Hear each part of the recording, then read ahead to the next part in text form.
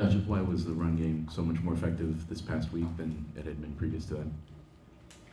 Well, I think it sounds coach speaking cliche, but just better execution.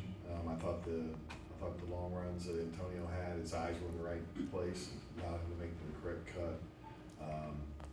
And the guys up front blocked it better, and they were playing us, to stop the pass. So when people play you stop the pass, you got to be able to run the ball.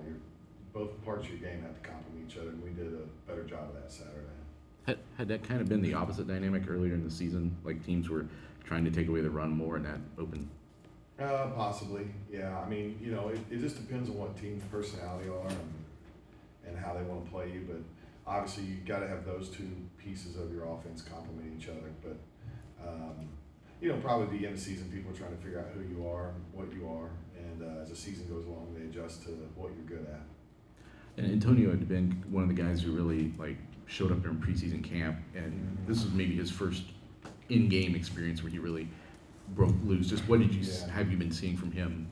I just thought he did a really nice job at using his eyes to get to his cuts, and his eyes were in the right places.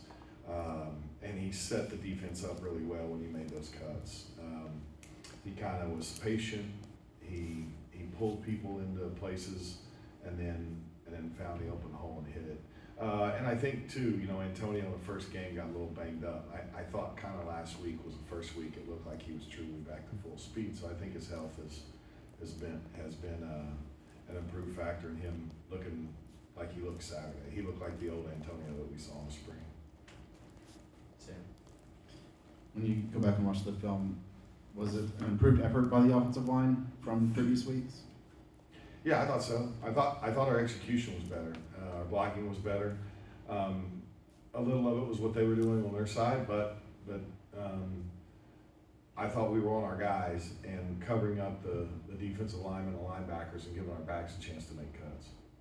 Just Hank Purvis coming in there at the end of the first half, the second half. How do you think he performed in his first real I thought Hank did really well. I made the comment at the end of the game, I didn't even notice that Hank was in the game, which is a great thing in the offensive line, right? If you don't get noticed, that means you're doing your job most of the time. And because usually the offensive linemen only get noticed for the bad things, not so much the good. So I just thought by the end of the game, we operated the same way we had with Hank in there. So that's credit to Hank and the job that he's done preparing himself for that opportunity. Feels like every week you have a different receiver who steps up and has a big game. This time Corey Smith, has the long touchdown and got a couple opportunities. How deep is that receiver room where it seems like just, whether it's E.J. Horton or Amar Branch, Michael Jackson's kind of been the consistent one, but different guys are stepping up every game. Well, I think the challenge, I think the good news is we have talent. We can all see that. We're getting multiple players in a position to make plays or making them. I think the not so good news in that is that we need consistency. We need the same guys being the same guys every week. And to your point, kind of Mike, Jack, and Nitro have been the same guys they've been every week, and we need the other guys to be that every single week. That's really why you're seeing it's really not a talent battling back and forth. It's really just inconsistency. It's not there's not two or three other guys that are like, every day I'm the guy that you can count on to do it this way. It's kind of been an up and down flow at the rest of the spots. They're all talented enough to do it. We all know they can do it. We all believe in them to do it. We need those guys to get more consistent on a day-to-day basis and a week-to-week basis for each game. Josh, where do you think the offense has evolved the most since the start of the season? I would say probably in the passing game, just our ability to get guys open, our ability to run routes and get open. I feel like we're challenging people in that part of our game where I felt like in fall camp we were still developing that, but I think every week you got to go prove it. But I feel like we're threatening people with some of the things that we're doing. What more do you want to see? Well, you saw Saturday, man, there's just a lot of near misses, right? When we've got guys open, whether, that's the throw, whether that's the catch, whether it's, a little pressure and protection that affects the throw.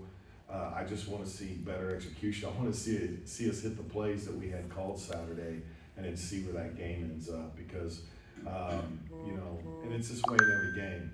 But again, you know, I told the offense our challenge is yes, we're getting better. Yes, we can see the improvement, but our standard has to be that we're chasing at excellence, and our standard has to be that every single time we step on the field, we're going to take this drive, and our mindsets we're going to score. It's not, oh hey, you did pretty good.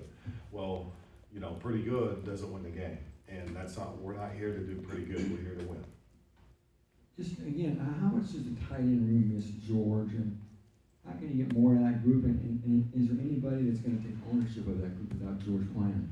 Well, I think it's going to be by committee, because I think each guy has a different. You know, they have skill sets that are better in one area versus the other, and we have to do a really good job of getting the guys on the field for the plays where their skill set fits. George was the one guy we had that could kind of be both. You know, every tight end room usually has guys that are tilted a little bit more towards the receiving aspect, a little bit more towards the blocking aspect. What you hope is you can find a guy or two that can do both, and then you can fill in around that guy. And so that is what it is. It's just, and our guys are going to do a good job using their skill sets, and we just got to get those skill sets on the field at the right times where they can use them. Anything about Minnesota's defense that's going to pose a challenge, you think? Well, I think the strength of their defense is their physicality and their size. They're big. Up front, they do a really nice job. I mean, they hit gaps. They're aggressive off the ball.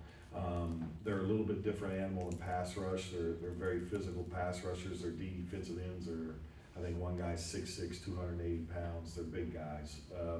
So that to me is where they pose a real challenge. Linebackers play downhill, play hard. Secondary certainly aggressive and good enough to get the job done. You know, so again, but you know, every week we look at the film, and there's very few times that and every team is this way. It's very few times that it's like, oh, the other guy just manhandled you. You know, I mean, that happens a little bit. It's going to happen a little bit in a league like the Big Ten, but it's going to happen like 8 individual battles the whole game on any given Saturday. The rest of it is going to be how well did you, regardless of what side of the ball you're on, execute your technique, and how well did you execute your assignment. And we just got to get more consistent in the execution, because we're good enough to win. We've proven that. We're good enough to go score and give our team a chance to win. We just got to get more consistent at it. Any more questions for Coach? Just how did you grade out Ryan's performance on Saturday? And with that volume of attempts, should it be more productive than that, or is that just what Illinois was taking away? I thought we could have been more productive. I mean, obviously we all saw the opportunities where there were a lot of near misses. You know, a ball just off the hands, or a drop, whatever it might be. We had some other opportunities too in the second half. Just, you know, taking some things that just keep drives moving. You know, and I think I think it's natural for a guy like Ryan, who's ultra competitive and wants to win every snap and every game, you know, to be looking for that explosive play on every snap. Sometimes it's just a hitch. Sometimes it's just a nice little 6-yard gain on 3rd and 4 right over the middle. And Ryan knows that. We've already talked about it, looked through it, and you know, and that's what we got to do. We've got to. It doesn't matter what time of game you're in. You always put the scoreboard away. You don't ever look at it. You don't have to. You just operate the offense the way it's designed to be operated, and Ryan will continue to get better and better at that. But you know, he gave us a chance to win, and even with that said, he could have been so much better. Like, he could have been phenomenal, and that's. You know, we forget this is, I think, his 7th game coming up now, the 8th game to start. He's still growing, right? And he's going to get better every week at doing that, because that's the one thing I love about Ryan. When you coach him on something, he gets better at it, and he'll continue to get better. Anything else for Coach Henson? All right, thank you, Coach. All right, thank you. Thanks, Josh.